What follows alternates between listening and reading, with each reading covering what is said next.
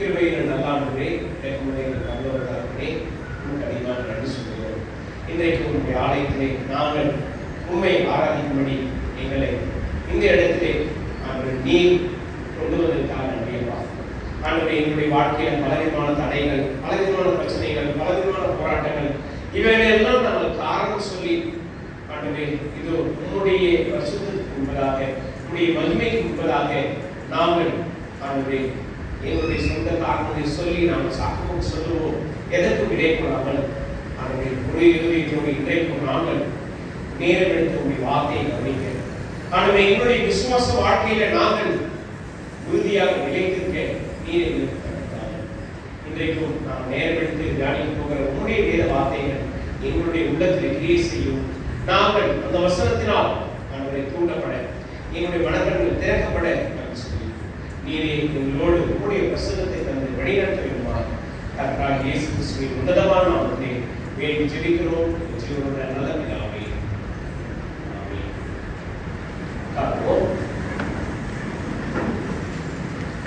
என்னோடு கூட மத்தேயு 11ஆம் அதிகாரத்துக்கு திரும்ப முடிக்கிறேன். மத்தேயு 11.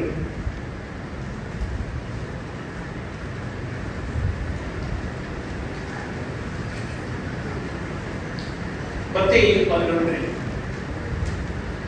இன்னைக்கு நாம் நேரம் எடுத்து ஞானிக்க போகிற தலைப்பு 6வது வசனத்திலிருந்து எடுக்கப்பட்டிருக்கிறது. மத்தேயு 11ஆம் அதிகாரம் 6வது வசனம். நான் உங்களுக்காக வாசிக்கிறேன். மத்தேயு 11ஆம் அதிகாரம் 6வது வசனம். என்னிடத்தில் இடரல் அடையாதிருக்கிறவன் எவனோ அவன் பாக்கியவான். திரும்ப வாசிக்கிறேன். 6வது வசனம். என்னிடத்தில் இடரல் அடையாதிருக்கிறவன் எவனோ அவன் பாக்கியவான்.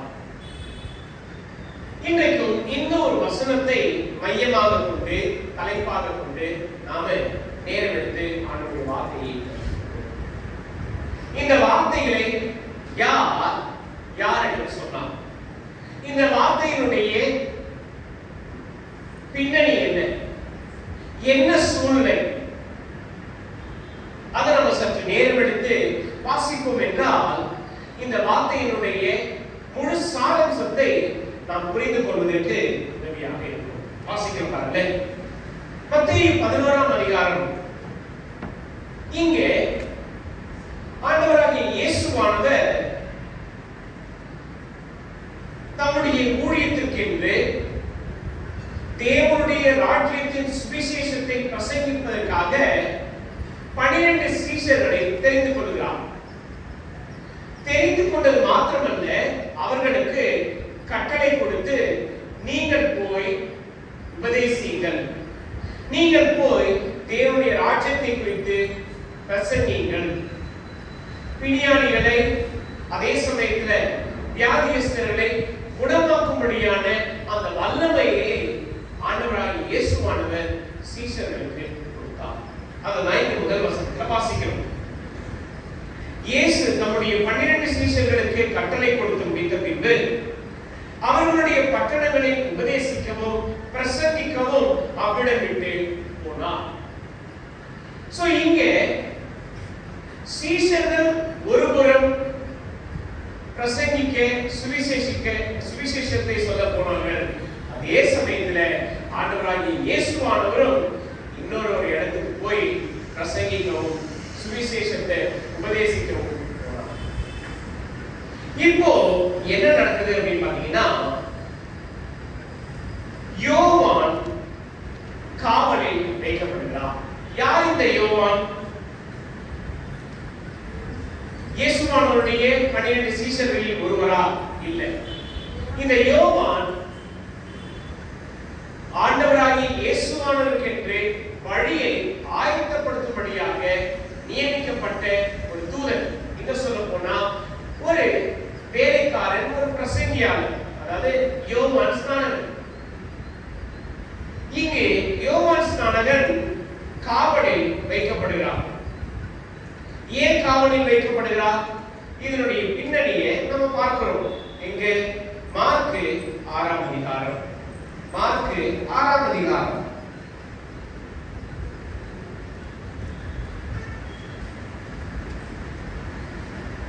மாற்கு 6ஆம் அதிகாரம் 17ஆம் வசனம். மாற்கு 6:17. ஏரோது தன் சகோதரனாகிய பிலிப்புவின் மனைவி ஏரோதியாளை தனக்கு மனைவியாக்கிக் கொண்டபோது யோவான் ஏரோதை நோக்கி, நீர் உன்னுடைய சகோதரன் மனைவியை வைத்துக் கொள்வது நியாயமல்லவென்று சொன்னதை நிமித்தம் ஏரோது சேவகரை அனுப்பி யோவானை பிடித்து கட்டி காவலில் வைத்திருந்தான். சோ இங்க யோவான் எதற்காக காவலில் வைக்கப்பட்டார் என்பதை குறித்து அதனுடைய காரணத்தை நம்ம இங்க பார்க்கணும். சரி, இவர் ஆண்டவராகிய இயேசுவானவரிடத்தில்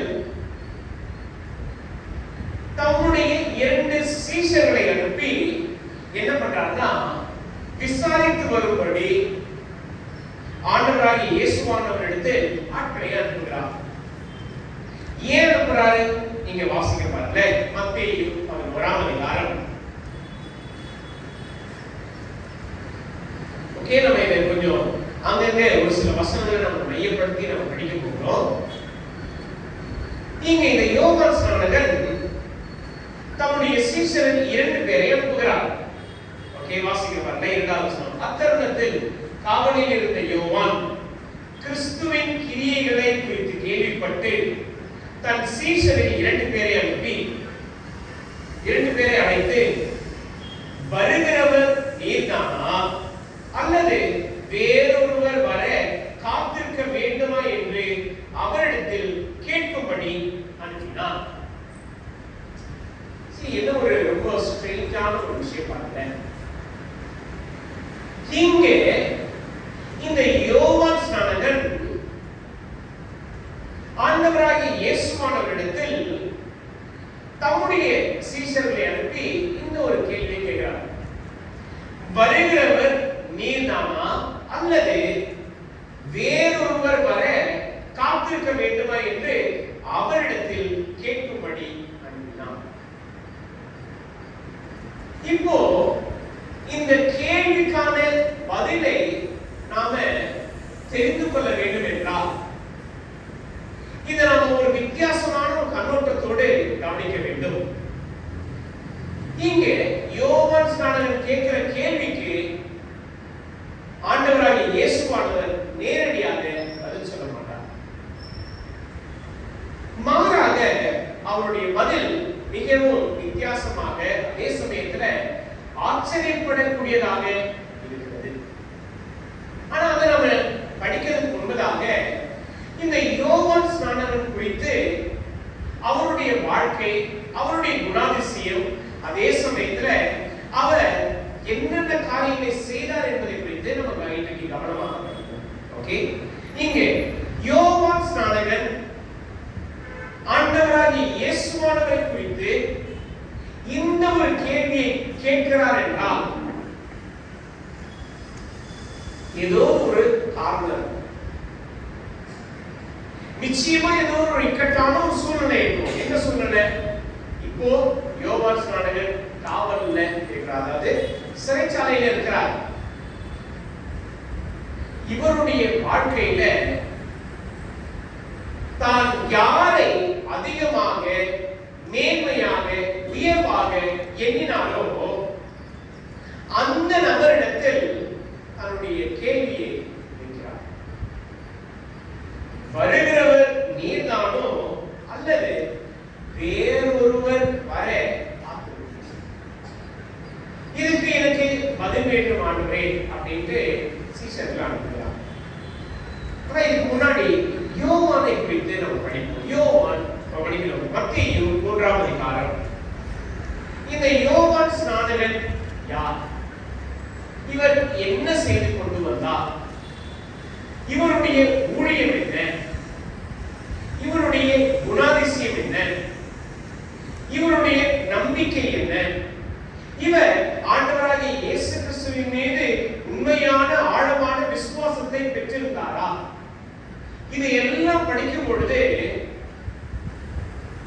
இந்த கேள்வி எழுப்பினதற்கான காரணத்தை நம்ம பார்க்க முடியும். வாசிக்க பாருங்க, மத்தேயு 3ஆம் அதிகாரம். இங்கே யோவான் ஸ்நானகன் அறிமுகப்படுத்தப்படுகிறார். அவர் எந்த இடத்துல இருக்கிறாரு பாத்தீங்கன்னா, வனாந்தரமான ஒரு பகுதியில். இங்க சொல்ல போனா இந்த யோவான் ஸ்நானகன் ஒரு ஆசாரிய கோத்திரத்தை சேர்ந்தவர், ஆசாரிய குடும்பத்தை சார்ந்தவர். இவருடைய வேலை என்ன அப்படின்னு பாத்தீங்கன்னா, ஆலயத்துல ஆசாரிய ஊழியம் செய்வதற்கென்று அவரை நியமித்திருக்க வேண்டும். ஆனா அவர் அதை விட்டுவிட்டு இங்கே வனாந்தரத்துல தேவன் அவருக்கு கொடுத்த அந்த ஊழியத்தையும் அவருடைய திட்டத்தை நிறைவேற்றும்படி இங்கே அவர் செயல்படுகிறதை நம்ம பார்க்கிறோம். 2ஆம் வசனத்துல, மனம் திரும்புங்கள், பரலோக ராஜ்யம் சமீபித்திருக்கிறது என்று பிரசங்கம் பண்ணினான். கர்த்தருக்கு வழியை ஆயத்தப்படுத்துங்கள், அவருக்கு பாதைகளை செவ்வை பண்ணுங்கள் என்று வனாந்தரத்திலே கூப்பிடுகிறவருடைய சத்தம் உண்டென்று ஏசாயா தீர்க்கதரிசியினால் சொல்லப்பட்டவன். இங்கே யோவான் ஸ்நானகனுடைய ஊழியம் வேலையும் என்ன பாத்தீங்கன்னா, கர்த்தருக்கு வழியை ஆயத்தப்படுத்தும். ஆண்டவராகிய இயேசுவானுடைய ஊழியத்திற்கு எல்லா விதத்திலும் ஆயத்த காரியங்களை செய்வதுதான் யோவான் ஸ்நானகனுடைய வேலை. இங்க என்ன செய்யறாரு பாருங்க, எருசலேமில் உள்ள நகரத்தார், யூதேயா தேசத்தார், யோர்தானுக்கு அடுத்த சுற்றி இருக்கிற எல்லாரும் என்ன பண்ணாங்கன்னா, யோவானுடைய பிரசங்கத்தை கேட்க வந்தார். அதுலயும் யோவான் ஸ்நானகனால் ஞான ஸ்நானம் பெற்றார்கள். அந்த அளவுக்கு யோவான் ஸ்நானகனுடைய பிரசங்கமும் வார்த்தையும் கர்த்தருக்கு வழியை ஆயத்தப்படுத்தக்கூடியதாக இருந்தது. இங்க கர்த்தருக்கு என்று சொல்லும் பொழுது ஆண்டவராகிய இயேசுவானவருக்கு என்று யோவான் ஸ்நானகன் வழியை ஆயத்தப்படுத்தினான். மக்களை மாத்திரமல்ல, இஸ்ரவேல் நாட்டில் உள்ள தலைவர்களையும் அவர் என்ன பண்ணார்னா கண்டித்து சிட்சித்து போதித்தார். 7ஆம் வசனம் வாசிக்கிறோம்.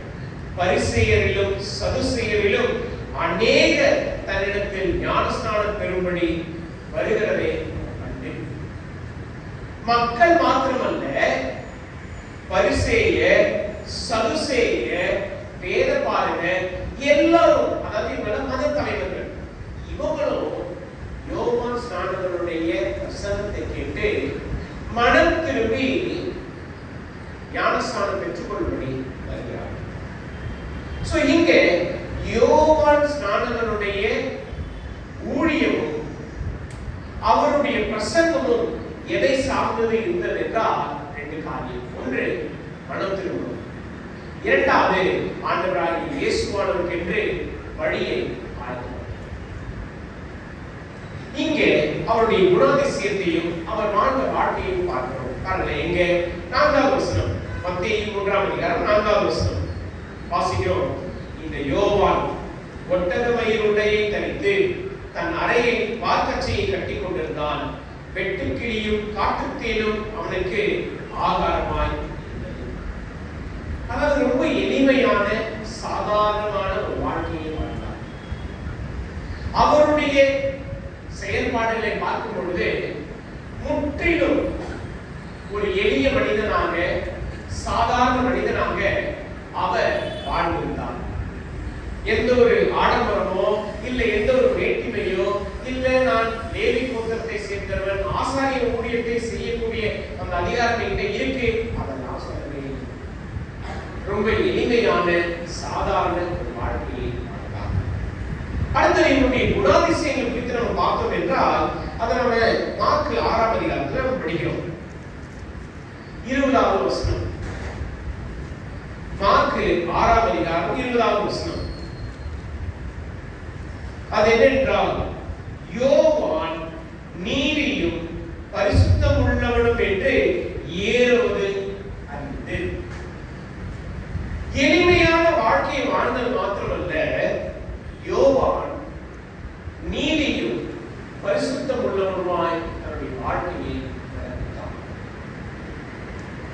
சோ இங்க நம்ம பார்க்கிறோம் ஆண்டவராகிய இயேசுவானவர் என்ற வழியை ஆயத்தப்படுத்துகிறார். அநேக ஜனங்களுக்கு மனம் திரும்புதலுக்கான அந்த பிரசங்கத்தை அவர் போதிக்கிறார். அதே சமயத்துல மத தலைவர்களும் அவரிடத்தில் வருகிறார்கள்.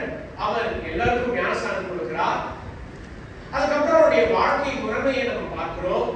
எளிமையான ஒரு வாழ்க்கை, தாழ்மையான ஒரு வாழ்க்கை, அதிலும் நீதியும் பரிசுத்தமும் நிறைந்த வாழ்க்கையும் வாழ்கிறார். இங்கே யோவானுடைய வாழ்க்கை முற்றிலும் ஆண்டவராகிய இயேசுவானவரை பிரதிபலிக்கக்கூடிய ஒரு வாழ்க்கையாக இருக்கிறது. வாசிக்கிறோம் பாருங்க, மத்தேயு 3ஆம் அதிகாரம்.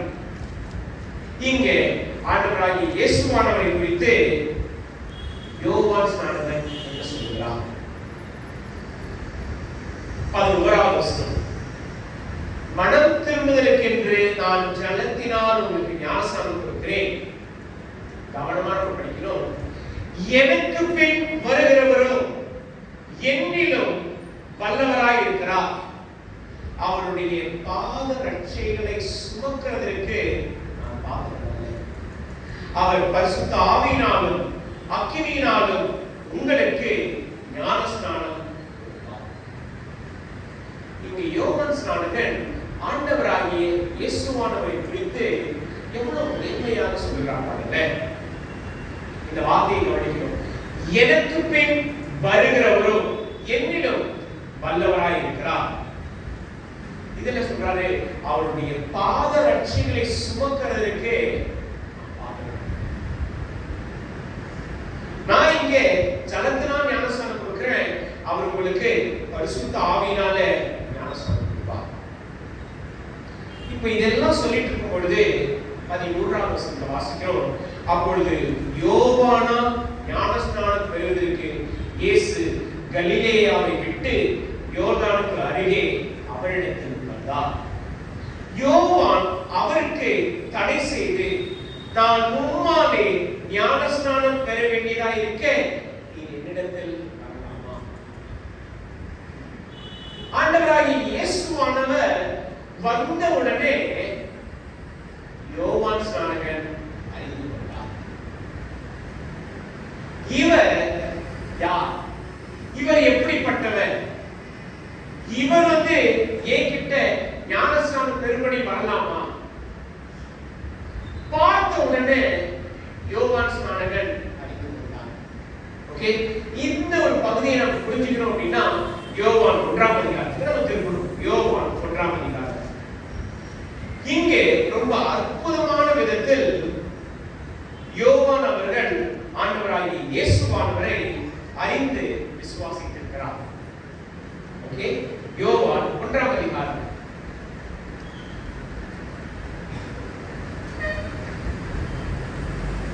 இந்த யோவான் 1ஆம் அதிகாரத்துல நம்ம பார்க்கிறோம், யோவான் சுவிசேஷத்தை எழுதின ஆண்டவராகிய இயேசுவானவருடைய சீடர் யோவான் அவர்கள் இயேசுவானவரை அறிமுகப்படுத்துகிறார். எப்படி அறிமுகப்படுத்துகிறார்? அவரை வார்த்தையாக, அவர் இந்த உலகத்தை எல்லாவற்றையும் படைத்தவராக, ஒளியாக, ஜீவன் உள்ளவராக, அது மாத்திரமல்ல இவரால் தான் ரட்சிப்பு என்பதை இங்கே விளக்கப்படுத்துகிறார். இங்கே வாசிக்கிறோம் பாருங்க, யோவான் 1ஆம் அதிகாரம் முதல் வசனத்துல, ஆதியிலே வார்த்தை இருந்தது, அந்த வார்த்தை தேவனிடத்தில் இருந்தது, அந்த வார்த்தை தேவனாய் இருந்தது. 3ஆம் வசனம், சகலமும் அவர் மூலமாய் உண்டாயிற்று, உண்டானது ஒன்றும் அவராலே அல்லாமல் உண்டாகவில்லை. அவருக்குள் ஜீவன் இருந்தது, அந்த ஜீவன் மனுஷனுக்கு ஒளியாய் இருந்தது, அந்த ஒளி இருளிலே பிரகாசிக்கிறது. சோ இது ஒவ்வொரு காரியங்களை அறிமுகப்படுத்தும் பொழுது ஆண்டவராகிய இயேசுவானவர் குறித்து இங்கே யோவான் சீடன் பேசுகிறார். இப்போ யோவான் ஸ்நானகன் என்ன சொல்கிறார் அதை நம்ம படிக்க பாருங்க.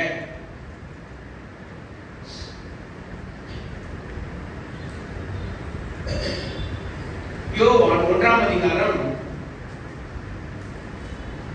19ஆம் வசனம். எருசலேமில் இருந்து யூதர்கள் ஆசாரியரையும் லேவியரையும் யோவானிடத்தில் அனுப்பி, நீ யார் என்று கேட்ட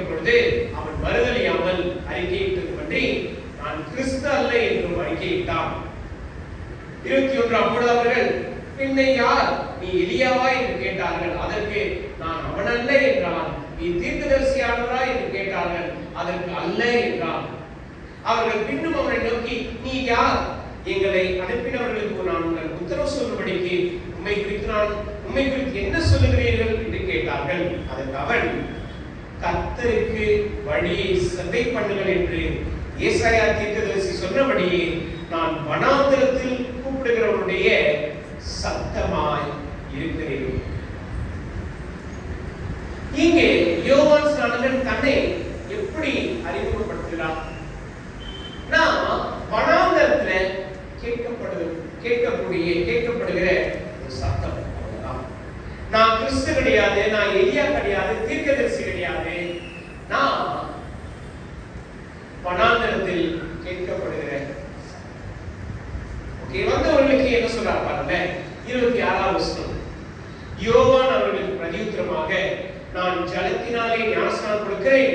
நீங்கள் அறியாதிருக்கிற ஒருவர் உங்கள் நடுவிலே நிற்கிறார். அவர் எனக்கு பின்வந்தும் என்னிலும் மேன்மையுள்ளவர். அவருடைய பாதரட்சியின் பாறை அவிழ்க்கிறதற்கும் நான் பாத்திரம் அல்ல என்றார். இங்க ரொம்ப இன்னும் அழகாக விவரிக்கிறார். அங்க பாதரட்சியை சுமக்கிறதுக்கு, இங்க பாதரட்சியின் பாறை. பாறை அப்படின்னா இருக்கிற லேஸ் பார்த்தீங்களா, கயிறு, அதெல்லாம் பாறை சொல்லுவாங்க. அதை அவிழ்க்கிறது கூட நான் பாத்திரம் அல்ல என்று சொல்கிறார். சொன்ன பிற்பாட்டு நீங்க என்ன வாசிக்கிறாங்க? 28.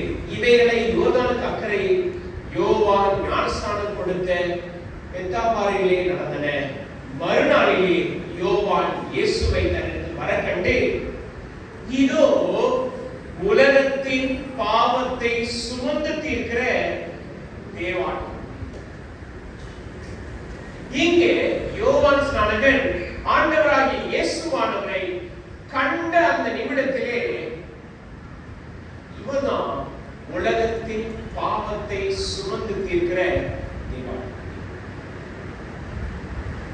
இதை அவர் அறிந்து கொண்டார். இதை அவர் கண்டு கொண்டார். அவரால் புரிந்து கொள்ள முடிகிறது. இவர்தான் இவர்தான் பிதாவாகிய தேவனுடைய ஒரே குமாரன். வாசிக்கிறேன் மத்தேயு 3ஆம் அதிகாரத்திலே, மத்தேயு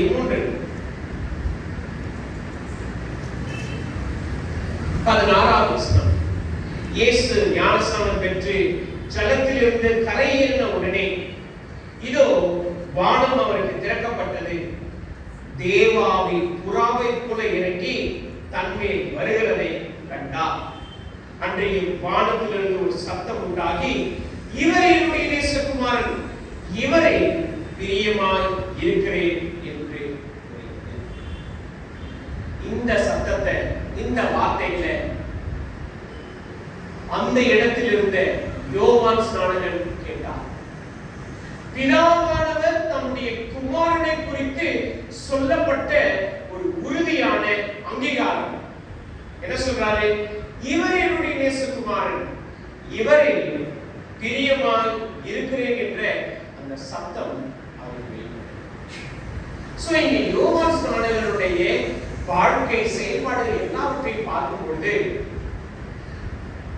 அவர் ஆண்டவராகிய இயேசுவானவருக்கு அந்த உன்னதமான, என்ன சொல்ல போனா ஊழியத்துக்கான பிரதிஷ்டையை தருகிறார். அதே சமயத்தில் ஆண்டவராகிய இயேசுவானவர் தான் உலகத்தின் பாவத்தை சுமந்து தீர்க்கிற தேவாட்டுக்குட்டி என்று அவர் அறிந்திருக்கிறார். எல்லாவற்றுக்கும் மேலாக பிதாவினுடைய உன்னதமான சத்தத்தை, வார்த்தையை அவர் கேட்டார்.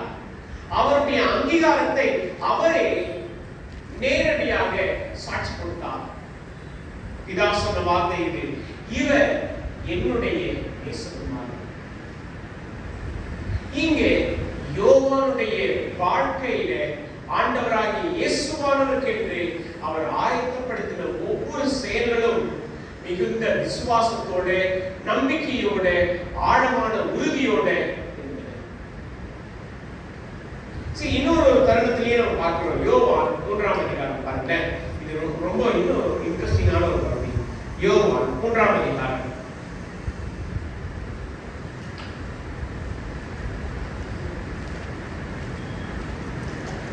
ப்ளீஸ் நம்ம படிக்கிறது இதெல்லாம் இன்ட்ரோடக்ஷன் தான், இன்னும் நம்ம மெயின் சாப்டர் வரவே இல்லை. ஓகேங்களா? யோவான் 3ஆம் அதிகாரம். இங்கே யோவான் ஸ்நானகனுடைய சீடர்கள் யோவானிடத்தில் வந்து என்ன பண்றாங்கன்னா, அவங்க கண்ட காரியங்களை சொல்லுகிறார்கள். அவங்க கண்டது, அவங்க பார்த்தது சொல்றாங்க. 26ஆம் வசனம்.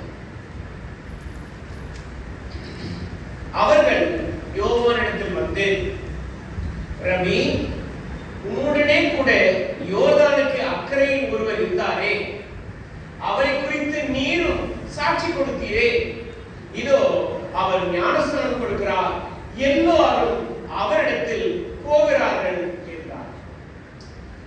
ரொம்ப பெக்குலியரான ஸ்டேட்மெண்ட். என்ன அப்படின்னு பாத்தீங்கன்னா, யோவான் ஸ்நானகன் அவருடைய சீஷர்கள், ஆண்டவராகிய இயேசுவானவர் அவருடைய சீஷர்கள். ஆரம்பத்துல யோவானுடைய பிரசங்கத்துக்காக தான் சுத்தியில இருக்கிற அநேக மக்கள் கூடி வருவாங்க. ஏன்னா மனம் திரும்புதலை குறித்து பேசினார், அதே சமயத்துல பரலோக ராஜ்யத்தை குறித்து பேசினார். எல்லாரும் அவருடைய செய்தி கேட்க வந்தாங்க, மனம் திரும்பினார்கள், ஞானஸ்நானம் பெற்றுக் கொண்டார்கள்.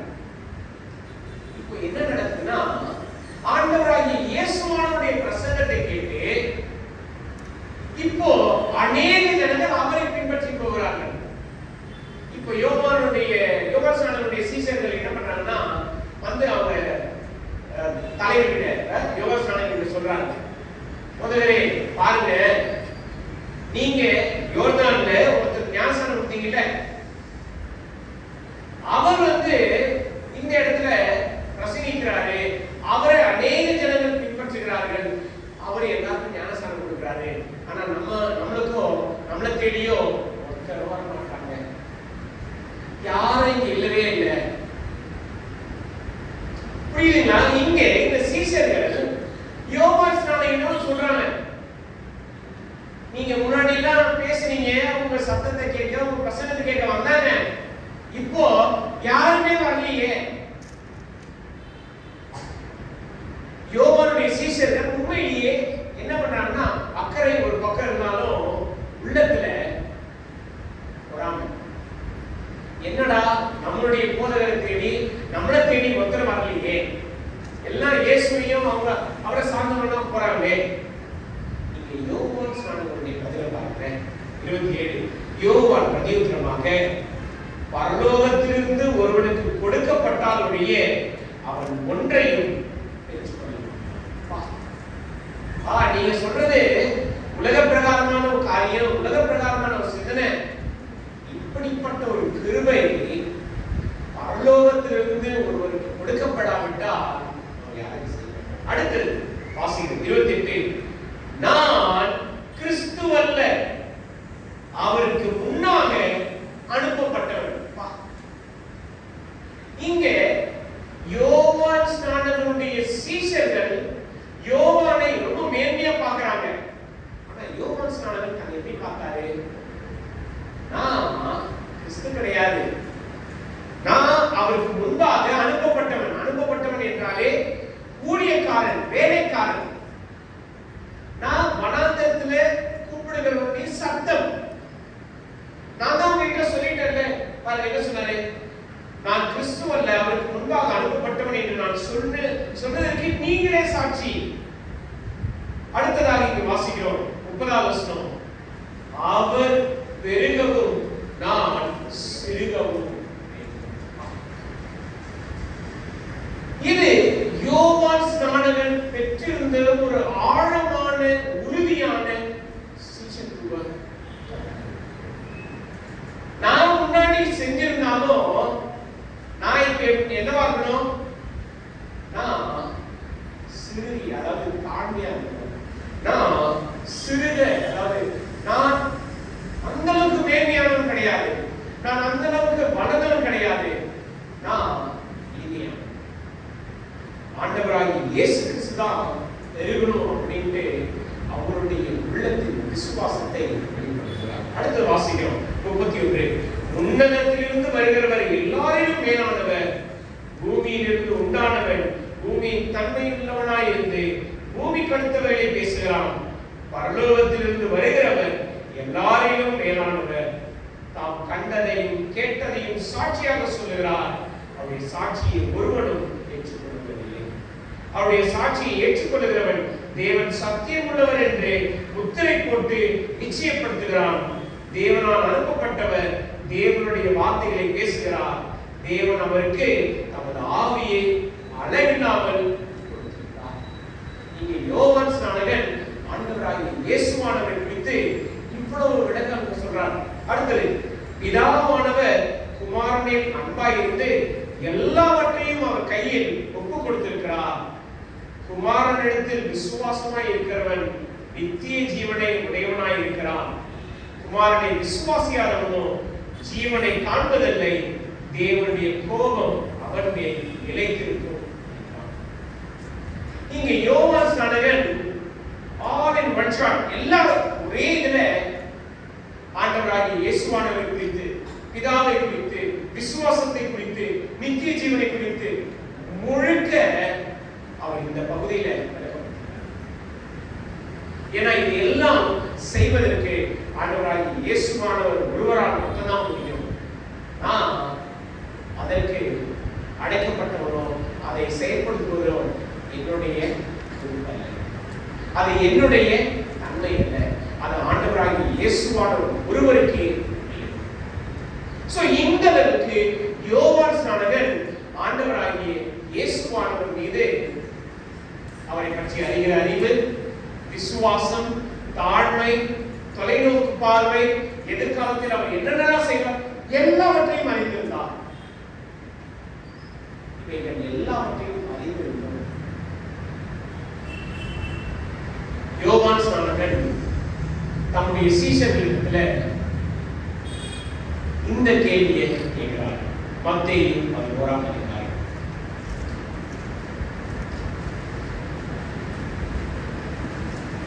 மத்தேயு 11. என்ன கேள்வியது?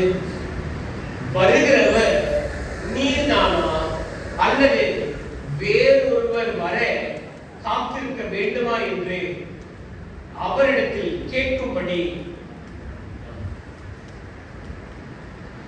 இங்கே எப்படி யோவான் ஸ்நானகனால் இந்த ஒரு கேள்வியை கேட்க முடியும்? இவனா அதாவது ஆயிரக்கணக்கான மக்களுக்கு மன திரும்புதலுக்கான செய்தியை பிரசங்கித்தார். தேவனுடைய ராஜ்யத்தை குறித்து போதித்தார். ஆண்டவராகிய இயேசுவானவர் குறித்து சொல்லும் பொழுது எனக்கு பின் வருகிறவர் என்னிலும் மேன்மையுள்ளவர் என்று சொன்னார். அவருடைய பாதரட்சியின் வாரை அவிழ்க்கிறதுக்கு நான் பாத்திரம் அல்ல என்று சொன்னார். ஆண்டவராகிய இயேசுவானவர் பெருகவும் நான் சிறிதவும் என்று சொன்னார். அதே சமயத்தில் ஆண்டவராகிய இயேசுவானவர் இடத்தில் வரும்பொழுது அவரை பார்த்த உடனே என்ன கண்டுகொண்டார்? உலகத்தின் பாவத்தை சுமந்து தீர்க்கிற தேவாட்டுக்குட்டி. என்ன சொல்ல போனா இவர்தான், யோவான் ஸ்நானகன் தான் முதல் மனிதனாக ஆண்டவராகிய இயேசுவானவரை மேசியாவாக, தேவனுடைய குமாரனாக அறிந்து கொண்டார். வேற யாரும் கிடையாது. சீஷர்லாம் அப்புறம் தான். மத்தேயு 3ஆம் அதிகாரத்தில் படிக்கிறோம். ஆண்டவராகிய இயேசுவானவர் ஊழியத்துக்கு என்று பிரதிஷ்டை பண்ணும் பொழுது வானம் திறக்கப்படுகிறது. பரிசுத்த ஆவியானவர் அங்கே பிரசன்னமாக பார்க்கிறார். என்ன சத்தம் கேட்குது? இவர் என்னுடைய நேசகுமாரன், இவரே பிரியமாய். சோ இங்க இந்த ஒரு சத்தியத்தை யோவான் ஸ்நானகன் நன்றாக அறிந்து வைத்திருந்தார். அதோ யோவான் 3ஆம் அதிகாரத்தில் படிக்கிறோம். ஆண்டவராகிய இயேசுவானுடைய ஊழியம், அவருடைய செயல்பாடுகள், இவைகள் எல்லாவற்றையும் ஆழமாக அறிந்திருந்தான். அப்படி இருந்தும் இயேசுவானவர்கிட்ட இந்த ஒரு கேள்வி கேட்கிறார். என்னது? வருகிறவர் நீதானா? அதாவது நீங்க தான் மேசியாவா, இல்ல மேசியா வரதுக்கு நான் காத்திருக்கணுமா? என்ன ஒரு வார்த்தை இது! இதை நம்ம படிக்கும்போது என்ன இங்க யோவான் ஸ்நானகன் தன்னுடைய விசுவாசத்தை மறுதலிச்சிட்டாரா, இல்ல ஆண்டவராகிய இயேசு கிறிஸ்துவின் மேல் நம்பிக்கை இல்லாம சொல்றாரா? இங்கதான் நாம சூழ்நிலைகளை யோவான் ஸ்நானகன் வனாந்தரத்திலே வாழ்ந்தார். சுதந்திரமான ஒரு வாழ்க்கை. அவருடைய உணவு ரொம்ப எளிமையான ஒரு உணவு, வெட்டுக்கிளியும் காட்டுத்தேனும், எளிமையான உடல். ஆனா இப்போ இவருடைய சூழ்நிலை முற்றிலும் மாறுபட்டது. எங்க இருக்கிறாரு? சிறைச்சாலையில். சிறைச்சாலையில வனாந்தரத்தில் இருக்கக்கூடிய சுதந்திரம் இருக்குமா? இருக்காது. வனாந்தரத்தில் கிடைத்த அந்த உணவு இருக்குமா? இருக்காது. வனாந்தரத்தில் ஆயிரக்கணக்கான மக்களுக்கு அவர் பிரசங்கித்தார். சிறைச்சாலையில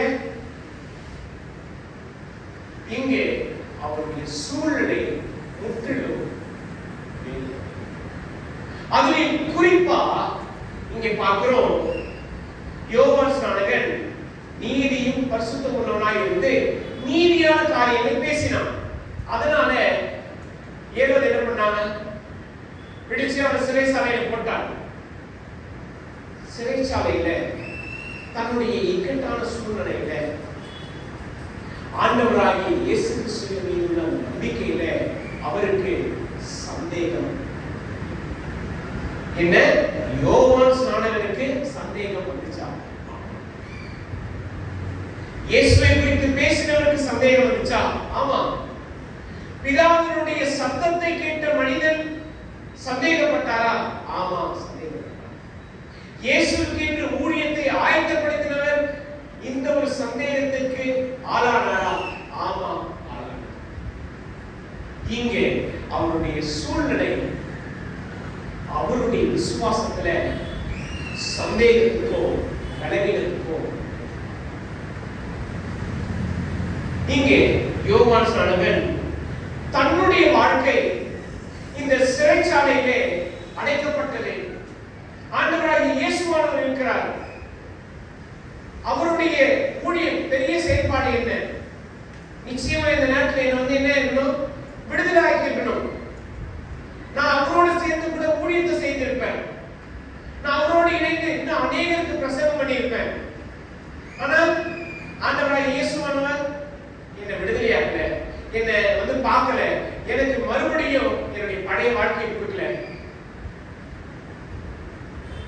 இந்த சூழ்நிலையினால யோவான் ஸ்நானகன் ஆண்டவராகிய இயேசுவானவர் மீதுள்ள விசுவாசத்திலே சந்தேகம்.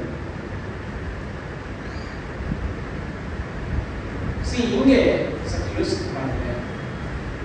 ஒரு நபருக்காக ஒரு மனிதனுடைய வாழ்க்கை நியமிக்கப்பட்டது. ஒரு மனிதனுக்கு, அதாவது ஆண்டவராகிய இயேசுவானவருக்காக யோவான் ஸ்நானகனுடைய செயல்பாடு, குணாதிசயம், ஊழியம், வாழ்க்கை எல்லாமே அவர் ஒருவருக்காகவே அர்ப்பணிக்கப்பட்டது. அப்படிப்பட்ட ஒரு சூழ்நிலையில இந்த யோவான் ஸ்நானகன் இயேசுவின் மீது இந்த ஒரு சந்தேகத்தை பெற்றுக்கொள்வது நியாயமா? சரியா? இது உகந்ததா? இன்னைக்கு நம்ம இதெல்லாம் நமக்கு பெரிய கேள்விகளாக வைப்போம். யோவான் ஸ்நானகனே அப்படி இருந்தாரு, இயேசுவை பற்றி பேசினவர், இயேசுக்காக வழியை ஆயத்தப்படுத்தினவர், அவரே இடறினாரு. ப்ளீஸ், வேதாகமத்தை நம்ம பார்க்கிறோம், அநேக தேவ மனிதர்கள் விசுவாசத்திலே அவர்கள் ஒரு சில இடங்கள்ல அவர்கள் வீழ்ந்து போனார்கள், சந்தேகத்தை பெற்றுக்கொண்டார்கள். உதாரணத்துக்கு ஆபிரகாம் பார்க்கிறோம். ஆண்டவர் அவரை என்ன அழைக்கிறார்? நான் உங்களுக்கு காண்பிக்கும் தேசத்துக்கு போன்னு சொல்றாரு. வந்த பிற்பாடு அந்த இடத்துல பஞ்சம் வருது. ஆண்டவர் கிட்ட ஆலோசிக்காம கேட்காம என்ன பண்றாருன்னா ஆண்டவர் மீது விசுவாசத்துல சந்தேகம். அடுத்தது மோசே. நம்ம போன வாரம் என்ன படித்தோம்? மோசே அவர்கள் ஏன் கானான் தேசத்துக்குள் பிரவேசிக்காதபடி ஆண்டவர் தடுத்தார்? படிச்சோம். இந்த மக்களுக்கு முன்பதாக ஆண்டவருடைய நாமத்தை அவர் பரிசுத்தப்படுத்தல, தேசமையில விசுவாசிக்கவில்லை என்று முழுமையா நம்மள நம்பிக்கை என்பது அதுல கொஞ்சம் சந்தேகம். அதே போல தாவீது தன்னுடைய வாழ்க்கையில ஆண்டவர் மீது உறுதியான நம்பிக்கையை பெற்றிருந்தோம். தன்னுடைய வாழ்க்கை சூழ்நிலைகள்ல கர்த்தர் மீது உள்ள விசுவாசத்துல இங்கே யோவான் ஸ்நானகனும் தன்னுடைய வாழ்க்கை சூழ்நிலையில கர்த்தர் மீது உள்ள விசுவாசத்துல எனக்கு அருமையானவர்களே, இந்த ஒரு பகுதியை படிக்கும் பொழுது நம்முடைய வாழ்க்கையை நாம எத்தனை வருஷம் கிறிஸ்தவர்களாக இருப்பது முக்கியம் அல்ல. நீங்கள் எத்தனை ஆழமாக வேத அறிவை பெற்றிருப்பதும் முக்கியம் அல்ல. நம் வாழ்க்கையினுடைய மிக கடினமான சூழ்நிலைகள் நம்முடைய விசுவாசத்தை காட்டிக் கொடுக்கும். உண்மையான விசுவாசமா, பலவீனமான விசுவாசமா, இல்ல சந்தேகமுள்ள விசுவாசமா என்பதை வெளிப்படுத்தி காட்டும். இங்கே இந்த யோவான் ஸ்நானகனுடைய செயல்பாடுகள் பாருங்க. ஆண்டவராகிய இயேசுவானவரை நேரடியாக சந்தித்தார். அவர்தான் மேசியான்னு தெரியும், அவர்தான் தேவ குமாரன் தெரியும், அவர்தான் உலகத்தினுடைய ரட்சகன் தெரியும். எல்லாம் தெரிஞ்சும் விசுவாசத்துல பலவீனமா, அதாவது விசுவாசத்துல சந்தேகம் முடியுமா அப்படின்னா யோவான் ஸ்நானகன் அதற்கு இப்படிப்பட்ட ஒரு சூழ்நிலை நமக்கு வரும் என்றால் எப்படி யோவான் என்ன சொல்ல போனா பரிசேயர்கள் சதுசேயர்கள் என்னன்னா பாத்தீங்கன்னா சொன்னாரு, விரியன் பாம்பு குட்டிகளே, அதாவது நேரடியாக கடிந்து கொள்கிறார். இந்த பரிசேயர்கள் என்ன பண்ணிக்கலாம், அவர் அடிச்சு பிடிச்சு என்ன எங்களையே நீ திட்டியா, எங்களையே நீ வந்து பரியாசமா பேசுறியா, அவர் என்ன பண்ணிருக்கலாம், எல்லாம் செஞ்சிருக்கலாம். ஆனா பயம் இல்லாமல் பேசினார். அவரிடத்தில் எலியாவின் ஆவி இருந்தது. ஆனா இப்ப ஜெயில பிடிச்சு உள்ள போட்ட உடனே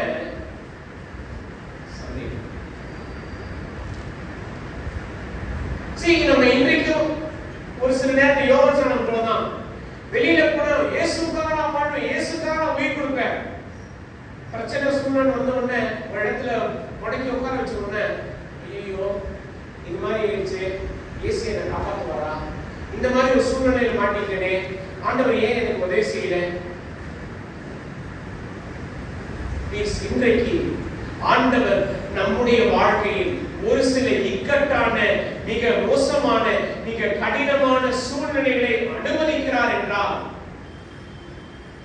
நம்முடைய விசுவாசத்தினுடைய உண்மைத்துவத்தையும் அதனுடைய பரிசுத்தத்தையும் நாம் அறிந்து கொள்ளவும் உணர்ந்து கொள்ளவும் நமக்கு உதவி செய்யும்படி இந்த ஒரு சூழ்நிலையை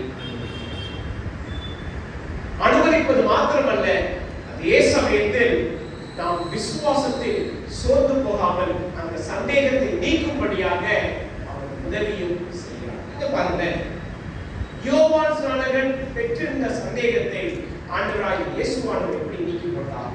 இங்க வருகிறோம் 4வது வசனம். இயேசு அவர்களுக்கு பிரதியுத்தரமாக, நீங்கள் கேட்கிறதையும் காண்கிறதையும் யோவானிடத்தில் போய் அறிவீங்கள். குருடர் பார்வையடைகிறார்கள், சப்பானிகள் நடக்கிறார்கள், குஷ்டரோகிகள் சுத்தமாகிறார்கள், செவிடர்கள் கேட்கிறார்கள், மரித்தோர் எழுந்திருக்கிறார்கள், தரித்திரருக்கு சுவிசேஷம் பிரசங்கிக்கப்படுகிறது. இதெல்லாம் போய் யோவான் கிட்ட அதுவும் நம்ம லூக்கா சுவிசேஷ புத்தகத்தை படிக்கிறோம். யோவான் ஸ்நானகனுடைய சீஷர்களுடைய கண்களுக்கு முன்பதாகவே இயேசுவானவர் இந்த அற்புதங்களையும் இந்த அடையாளங்களையும் விஞ்ஞானிகளை சுத்தமாக்க உதவி செய்கிறார். ஏன்? எதற்காக ஆண்டவராகிய இயேசுவானவர் இதெல்லாம் செய்யணும்? ரொம்ப சுலபமா சொல்லிருக்கலாங்க. யோவான் ஸ்நானகனுடைய சீஷர்கிட்ட, வருகிறவர் நீதானா இல்ல வேறொருவர் வர காத்திருக்கணுமா? நான் தான் அவர், நான் தான் மேசியா, நேரடியா பதில் சொல்லியிருக்கலாமே. ஏன் இங்க ஆண்டவராகிய இயேசுவானவர் அற்புதங்களையும் அடையாளங்களையும் அதே சமயத்துல பலவிதமான செவிடர்கள், குஷ்டரோகி இவங்களெல்லாம் குணப்படுத்தணும்? ஏன் இதை செய்யணும்? எதுக்காக இதை செய்யணும்? இதுக்கான பதில் அப்போஸ்தலர் 2ஆம் அதிகாரத்தில் இருக்கு. அப்போஸ்தலர் 2.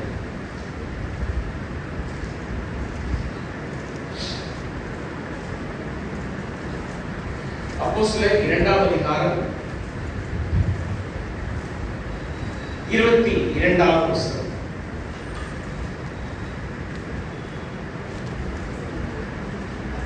அப்போஸ்தலர் 2:22 இஸ்ரவேலரே, நான் சொல்லும் வார்த்தைகளை கேளுங்கள். நீங்கள் அறிந்திருக்கிறபடி நசரேயனாகிய இயேசுவை கொண்டு தேவன் உங்களுக்குள்ளே பலத்த செய்கைகளையும் அற்புதங்களையும் அடையாளங்களையும் நடப்பித்து அவைகளினாலே அவரை உங்களுக்கு வெளிப்படுத்தினார். இங்கே யோவான் ஸ்நானகனுடைய சீஷர்களுக்கு முன்பதாக தம்மை யார் என்று வெளிப்படுத்தினார்.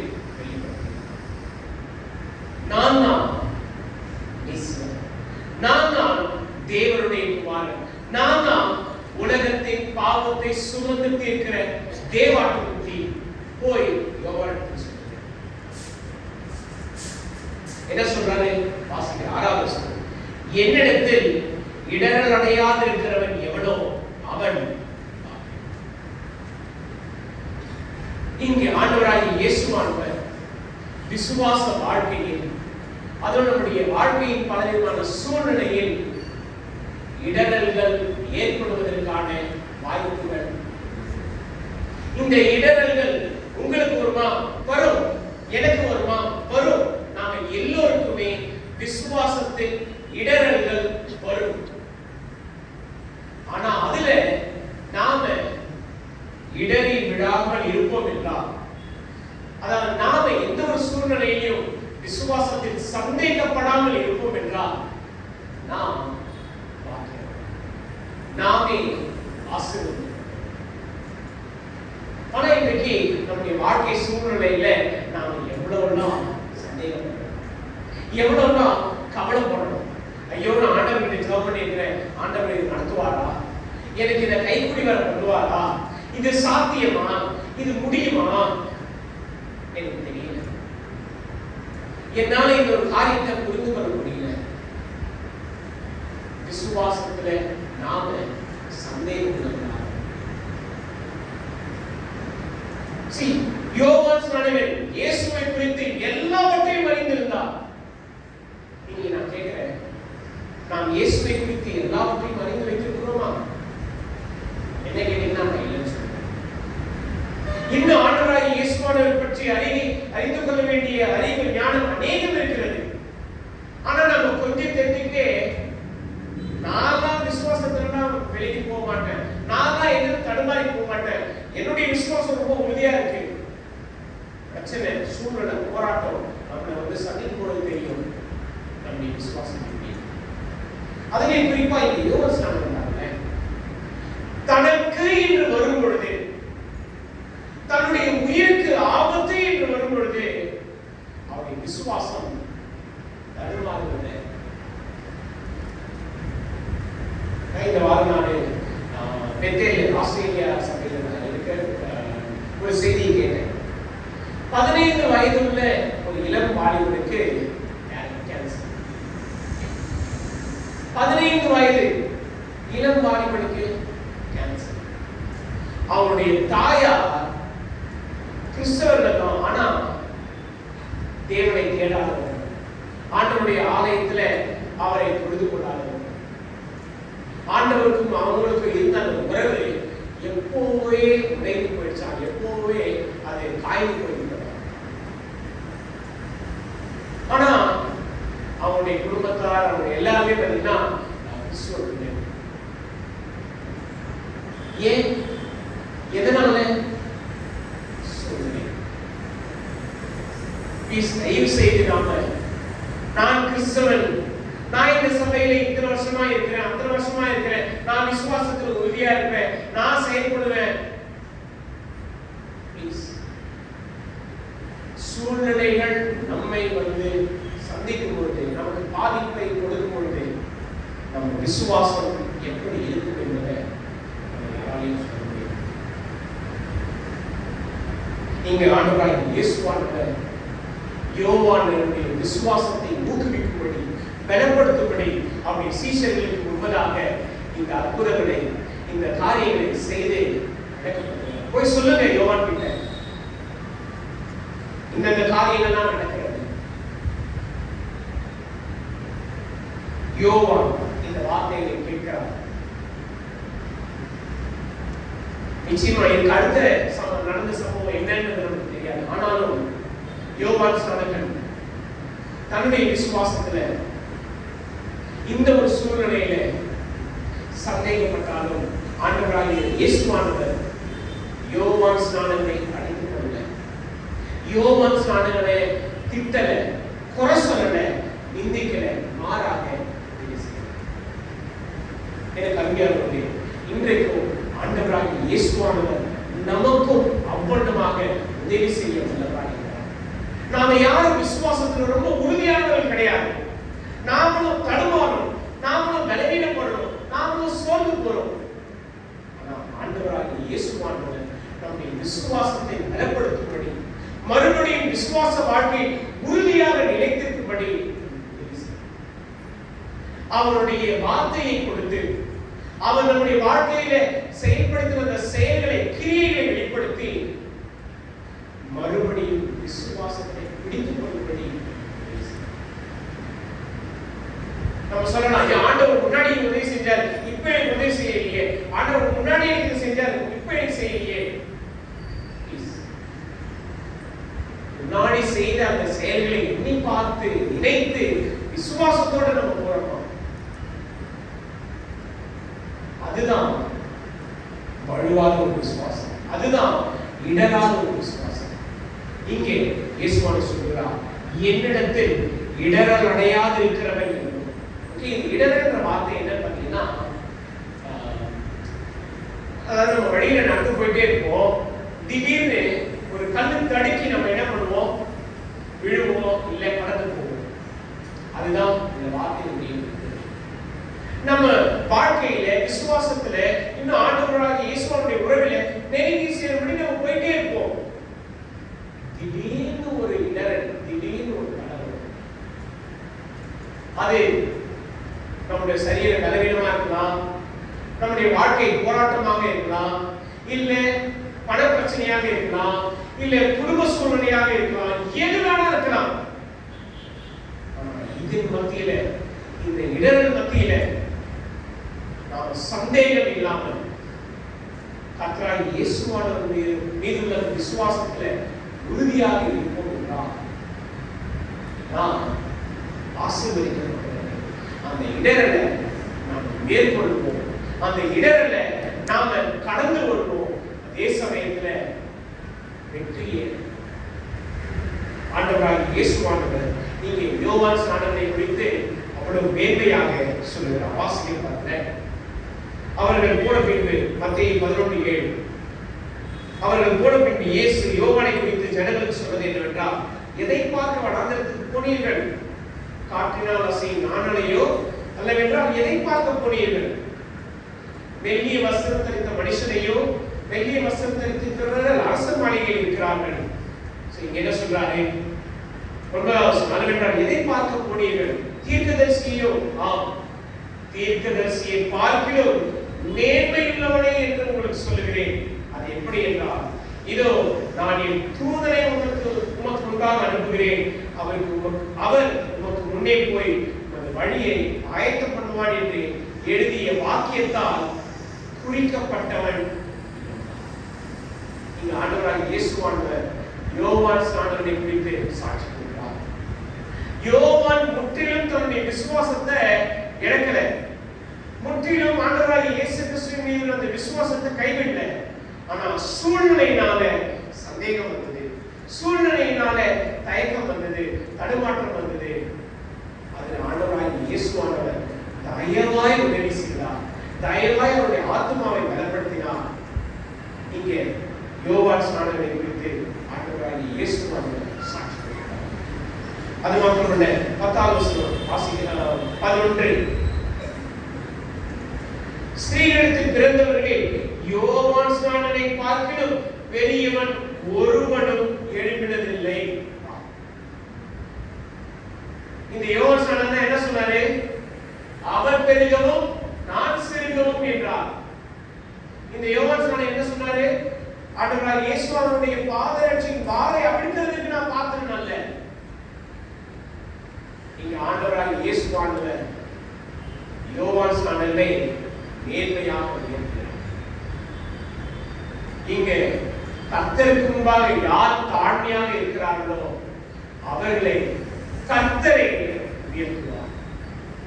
இன்றைக்கு நம்மை மேன்மைப்படுத்திக் கொள்ள நம்ம விரும்புவோம் என்றால் வேதம் தெளிவாக சொல்லுகிறது, தாழ்மையுள்ளவர்களுக்கு கர்த்தர் கிருபை அளிக்கிறார், பெருமையுள்ளவர்களுக்கோ கர்த்தர் எதிர்க்கிறார். இங்கே யோவான் ஸ்நானகன் தன்னுடைய தாழ்மையை, தன்னுடைய விசுவாசத்தை, விசுவாச குணத்தை வெளிப்படுத்தினார். ஆண்டவர் இங்கே அவரை எல்லாருக்கும் முன்பதாக மேன்மையாக உயர்த்தினார். எனக்கு அருமையானவர்களே, இன்றைக்கும் நாம கற்றுக்கொள்ள வேண்டிய மிக முக்கியமான காரியம் நம்ம வாழ்க்கையிலேயும் இடரங்கள், நம்முடைய வாழ்க்கையிலேயும் விசுவாசத்தை விழுந்து போகும்படியான பலவிதமான போராட்டங்கள் வரும். இதுல நாம எதை தேர்வு செய்யணும்? ஆண்டவராகிய இயேசு கிறிஸ்து மீது உள்ள அந்த நம்பிக்கையில உறுதியாக இருக்கும்படி நம்ம நிற்க போகிறோமா, இல்ல சந்தேகத்துக்கும் குழப்பத்திற்கும் கேள்விக்கும் இடம் கொடுக்கிறோம்? ஆண்டவராகிய இயேசுவானவர் இங்கே யோவான் ஸ்நானகன் உண்மையாக நேர்மையாக தன்னுடைய உள்ளத்தில் இருந்த சந்தேகத்தை ஆண்டவராகிய இயேசுவானவருக்கு வெளிப்படுத்தினார். ஆண்டவராகிய இயேசுவானவருக்கு உதவி செய்தார். அவருடைய விசுவாசம் நேர்மைப்பட்டது. இன்னைக்கு நம்ம இயேசுவினிடத்திலே மாற்றி மாற்றி நம்ம விசுவாசத்தை சொல்றோம்.